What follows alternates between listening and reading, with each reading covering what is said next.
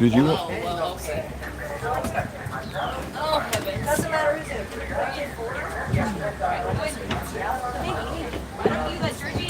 Oh, my goodness. Wasn't it, though? And now I want to look back and be like, hey, you should have just waited. Like, I know exactly. did I? I did. Did I make eye contact? We did. Is she big mad? She is. You can drive your thing. Just not mine. Hey, it's all. Sure about that? Sure about that?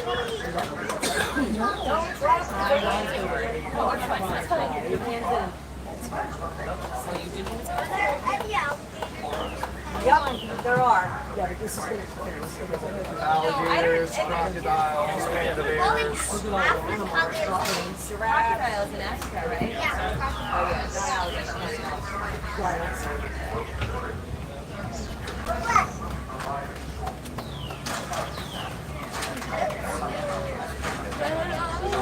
Huh.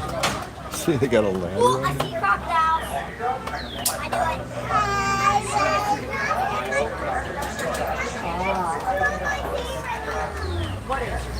We're just finishing loading up and leaving in a minute or two. Yes. It's like a random vocal. I can't help it. Every time I hear some certain words, I just stop finishing up.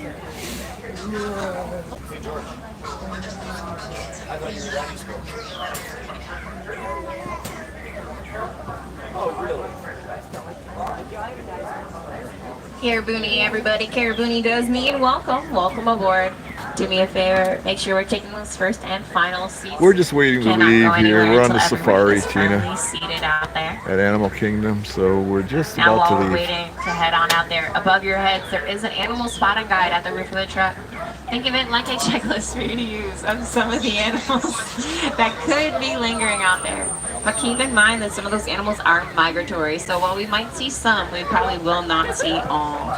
A lot of them like to move around.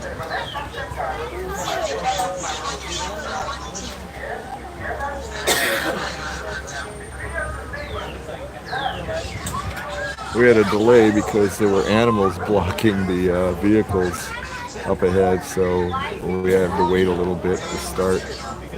They're pretty much cleared up now, but all the other vehicles have been backed up, so they have to let them get separated a little bit.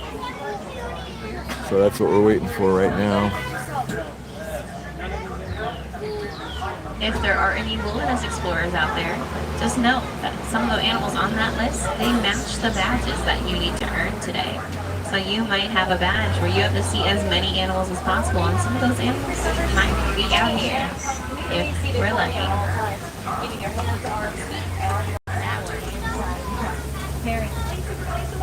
So here we go. I don't know why we're being delayed still. Now while we're out here, have those cameras out and ready, because there will be times where I will not be able to not stop sure why. every single animal just for our safety and theirs. So have those cameras out Not and cool. ready just to take those perfect photos. I promise I will try to go as slow as I can, even if I can't stop.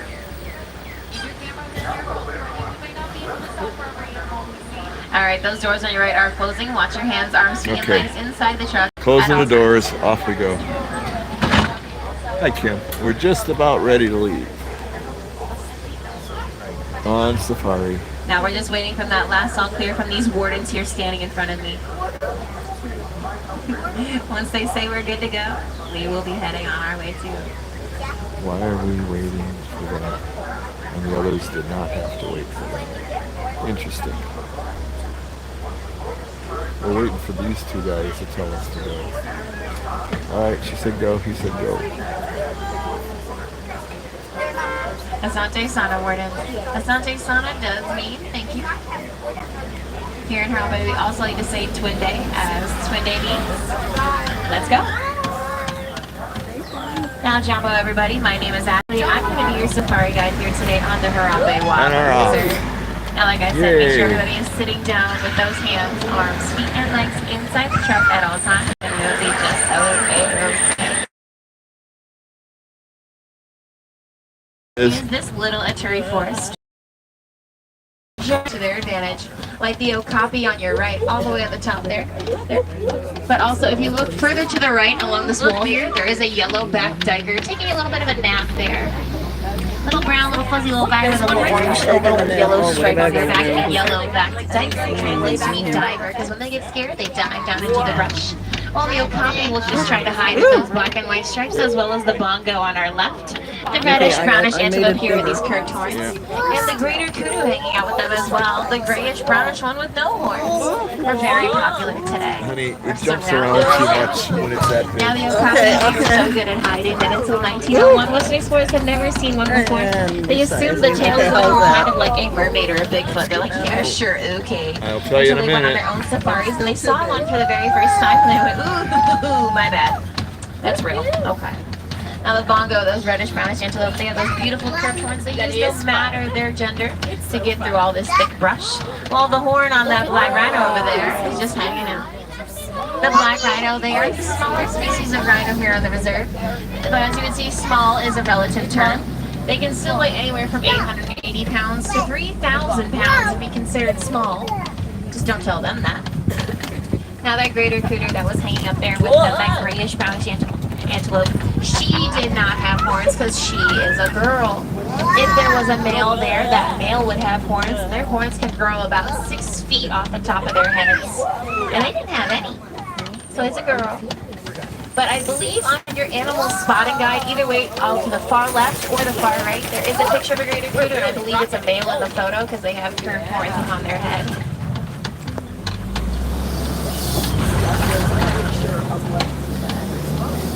Now if we keep on going, we're going to head on our way to the Safi River now.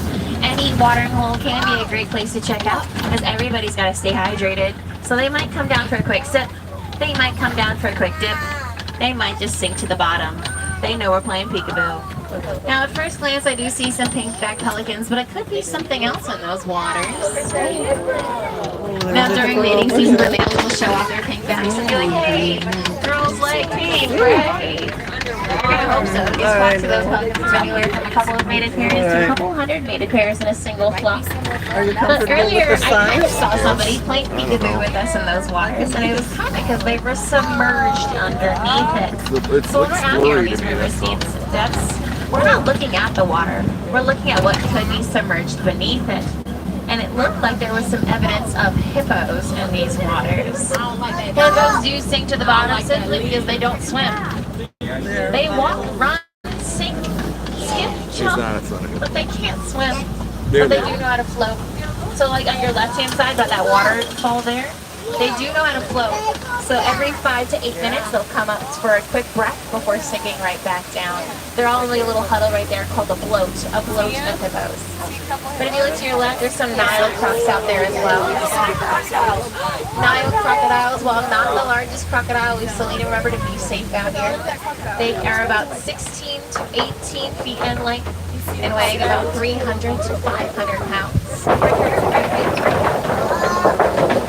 Now don't tell Elon Musk when they're getting solar power for free. On their guys, they've got these little plates there called osteoderms. I can't have a hard They're time made from solar adjusting panels. it. They're under their scales under their back. Their job is to essentially absorb the sun's rays because they are cold-blooded creatures, so they do need the sun to warm themselves up. So if the water gets a little too chilly for them, they'll just float to the surface. Well, it's hard to say now, So that way they can get all nice and toasty. Now, if we keep on going, we're going to head on our way to the savannah now. A savanna by nature is known as being a wide open grassland, so theoretically it should be a lot easier to see. But we'll never know until we go, and this is the real area where the animal spotting guide is going to come into play. Those wilderness explorers, you're going to need to be keeping an eye out. Because even from up here, I can see a Maasai giraffe in our future. Now, if your cue earlier was getting a little bit extended, that might have been because we were having a previous giraffic, did you know? I picked the right one. I know I at least see 1, 2, 3, maybe more giraffe. A group of giraffe is known as a tower. I'm sure you can understand why. They've never known a short day in their life. We're gonna go over there. The average giraffe starts off as a 6-foot tall baby. We got 6 feet tall. But now, as you can see, they're no anywhere from 6 feet. They grow to be a whopping 16 to 20 feet tall when they're fully grown. Looks like we'll just head over there with them with those Ankole cattle there in a second. There's one right in the preview directly in front of it. So they can't enlarge. On the left-hand side, these are African painted dogs. Hey, where's our They are African dogs, painted just like you're thinking. But African painted dogs, while they look cute, we want to stay far away from them. No, they're not hyenas. Did you hear me? They're dogs. They're all in dogs. Yeah, I see them. I got them. Now, hyenas are their own thing, something between cats and dogs. They're all complete species. These are canines. They are apex predators. They chase their prey down in teams as packs until you can't keep running anymore. But that's why those sable antelope on your left have the horns that point backwards. They point backwards in case any predator, whether it's a dog or someone else, were to come up behind them. They simply reach their heads back and poke them off. Like, poke, poke, stop chasing me. Poke, poke, stop biting me. Until they get the point to just leave them alone. Now we have made a big old U-turn here, so that way we can get back to those giraffes, so we can take those pictures if you'd like. Now those Ankole cattle are with them, and as well as a baby giraffe, guys, so get your cameras out. I just saw it. It's behind the truck, but we'll get our turn. The Ankole cattle, they have those big horns that you can see. Those horns may look like they are really heavy, but they're not. They're actually completely hollow. The inside is made up of a honeycomb structure like the inside of a giraffe, which allows those horns to be like that, but it also allows them to be able to regulate their body temperature. Real loud on a really sunny day. Now don't scare the baby. They don't like the loud noises. Where's I know we're the baby? excited. Don't scare the baby.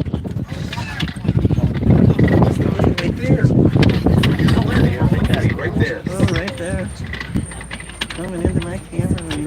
Oh, hello, little baby. As well as some Hartman's Mountain zebra here on your right-hand side. Okay, Now I do see them all spread out right here, but this is still one big group known as a dazzle of zebras. Now, look at their stripes. No two zebras in the entire world have the same stripes. They're completely unique to them as a fingerprint is to us. So even when they are in big groups, babies will imprint on their mothers at birth to be able to at least find out who she looks like. So in case they get separated, she'll be like, have you seen my mom? She's got a double stripe on her ankle. Like that little foal right there. They're just hanging out with some wildebeest here at the top of this hill. I see them. As well as some tiny little antelope out there called springbok. They got these little white bellies and little golden tops. Wildebeest we'll probably see time and time again because they do have the second largest population of any land animal. First place goes to humans. We're everywhere. Second place does go to the wildebeest. They even tracked a herd that had over 1.5 million of them in just one single herd. Now it looks like on this hill over here, the springbok are closer, which is in our advantage. Now the springbok, while they are really tiny, they are in the top 10 fastest animals of the world. What they do is a really funny looking thing called pronking, but it looks like a bunny hop. They can jump 6 feet straight up into the air like a spring and 13 feet forward. Pronking is when they do them at the same time, which gets those bunny-like bounds. But when they're doing it, they can actually reach speeds of 55 to 60 miles an hour. So they're tiny, but they're getting around for sure. They just like to be looked at. Now, the giraffe might be tall, but they are not the largest land animal alive. That record still goes to the African elephant, and I do see one here on the right. Flapping those big old ears. It's starting to get hot out. Turning his butt to us. I mean, if you've got two big fans stuck to the side of your face, of course you're going to use them. Using that big trunk there. That trunk is prehensile. It's a big kid word, meaning you can use your nose like a hand. So it's using that big old nose to breathe, but also to grab onto those trees there to grab some snacks for them so they can have a little early lunch here. Oh, that was fun. Now those ears, from a distance, you probably don't see it very well, but they have these very big, very full blood vessels on them, make them look like wrinkles. Yeah. There's those ears. That was fun. Look. Now, if they can just flip those ears, they can actually get enough of their blood pumping to help them cool their bodies down about 15 degrees Fahrenheit. So while we're out here sweating and they're in the mid to low 60s, I think they're truly the ones winning out here. Now, the fact that it was all by itself, we know it was a male. Easy tell right there, because they are bachelors. They're bull elephants, the boys. All the ladies will stay together in groups, but with the little ones, little boys, they will be raised by all the ladies. We taught all the little life lessons that they need to know to be big and grown, because once they are on their own. Once those boys hit maturity and they're a big boy now, they will leave the herd and live the rest of their lives by themselves. Just doing what they want to do, going where they want to go, eating what they want to eat. If they do run into another herd, they might say a quick hello, but an even quicker goodbye. They'll be back on their way now. While the females, they stay together forever. Moms, daughters, cousins, nieces, aunts, and of course, grandma. You even see that baby one there? It's blending into the rocks, but there is a baby one. Oh yeah, over there. So this one we're coming on is definitely a female herd. Just there's multiple there, but there's definitely that little one. So grandma is going to be in charge because she is the oldest. Elephants have really good memory. So if you are the oldest, theoretically you should know the most and have the most to offer. So they're going to look to you for wisdom and for guidance. You are their leader, their matriarch, they call it.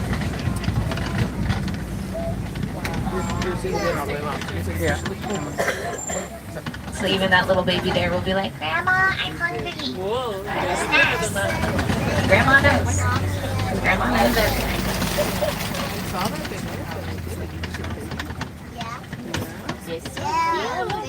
Hey, Darlene. A baby gone. Way back there. Way back there.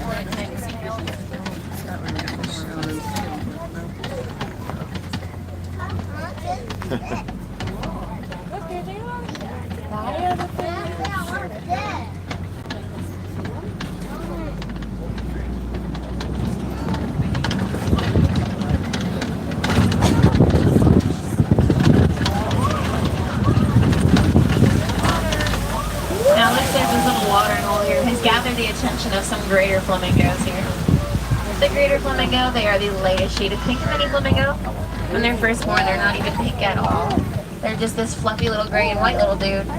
But then after a couple of years, they start to get bigger, they grow up, they develop into this pink color that you see here. A group like this is known as a flamboyance of flamingos, a flamboyance.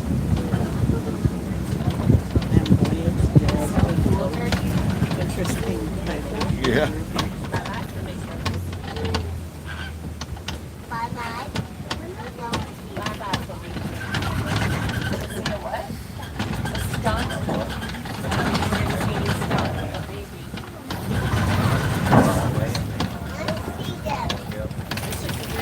Now this is where our game of peekaboo really will come back in, because anything could be lurking in these trees, which is all fun and games until you see a pair of eyes staring back at you.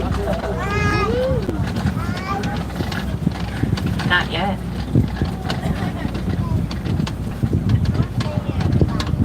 That's half the fun.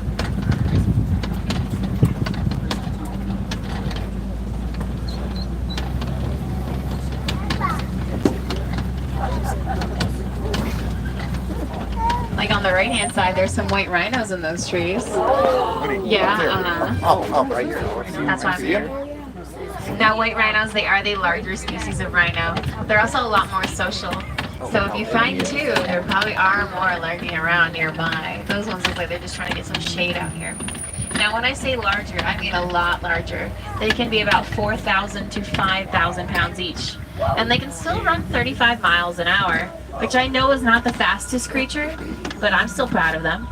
But if you want the fastest thing on land, look on your left at that first tree right there, because there's a cheetah right behind it, looking this way. Cheetahs are the fastest land animal in the entire world. That one is using their spikes to be able to blend into all the fallen leaves that are surrounding it. They're just taking a little bit of a cat nap, if you will, to recharge all of their energy. But if you look to your left, there are a couple more, just also right here in this little yard. Oh, there we go. Oh yeah. Now they are diurnal cats. They are awake and doing their thing during the day. They can run at top speeds of 60 to 65 miles an hour. But they can only do it for a couple of 100 yards. Only for a brief couple of seconds. So by the time they get all that speed, all that momentum, all that energy picked up just for those brief little speeds, they're already tired again. Now that's when those cat naps come in, but their main amount of sleep will be at night, just like us. Wow. But a nocturnal cat, who is way past her bedtime, is on your left-hand side. Now, African lions, they are nocturnal cats. They are asleep all day and are awake at night. Sometimes they will rest for more or less than 18 hours a day. And this little lady is way past her bedtime. They both are. They'll be in timeout later. They're gonna be so angry when they don't get all their sleep. Because those females there, they are in charge of hunting. They might be checking out these water buck here on the right-hand side. These fluffy little brown antelope here. They don't like to migrate. They found out more of their predators don't like the water than those who do. So if they feel threatened, they'll just jump into the nearest watering hole and swim away. But those lions are going to be like, that looks like a nice snack for later. Because all of their hunting is predominantly at nighttime. Not saying they don't do it during the day, but mainly at nighttime. Nighttime is when they're going to be at their most active. When those ladies are going to go out, all that male sleeping behind them, he's going to stay at home. And he's going to watch the house. If there are any cubs in a group of lions known as a pride, he will be in charge of watching them until the ladies get back. At least he's sleeping. For now.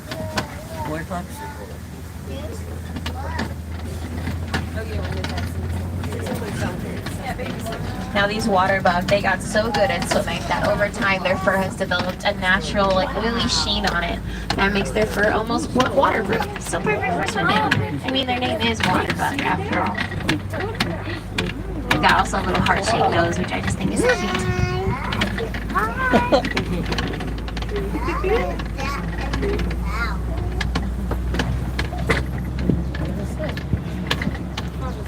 Now we're going to be heading on our way now to the Magadi Glen. Now the Glen is home to the Warden's Post, a little home away from home for them before we all go back to the village. But it is somebody's home, at least temporarily. Now with conservation comes cohabitation, learning to live together but how to work together as a team. And we're not just talking about here on the reserve, we mean in general, in life we need to learn to work together. Here at the Warden's Post, that comes into play with some Nigerian dwarf goats. Now we give them food, nutrition, protection, everything they need to live the best little goat life possible. But they do give back to us as well. They are dairy goats at the end of the day, so they can give us milk so that we can make our dairy products and sustain ourselves while we're out here. It's a little win-win, but we do love those wins, big or small, because they always do add up to being something greater. One of my favorite hidden win-wins that's here at the park actually doesn't involve goats. It involves monkeys and coffee. Now, outside of the village's borders, right over that bridge towards the Tree of Life, you might have passed a cafe called Creature Comforts. It looks like a Starbucks. Right outside of Creature Comforts, there are cotton-top tamarins. Tiny little monkeys, only a couple of inches big, super tiny, but super cute. They've got a fluffy little white head. If you go into the cafe and you order the latte known as a flat white, the money from the flat white will go to the conservation fund to save the cotton-top tamarins. So you get to wake up or warm up this afternoon or this evening, go get some coffee, go see the monkeys, maybe kickstart yourself with caffeine. Kickstart yourself with something that might introduce those conservation factors in the future as well. Which is always our goal, is to help everybody all the time.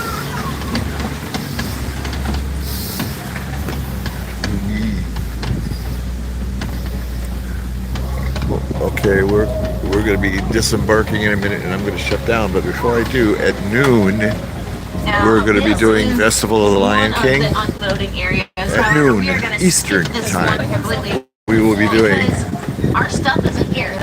We're going to go back to that dock that we first started.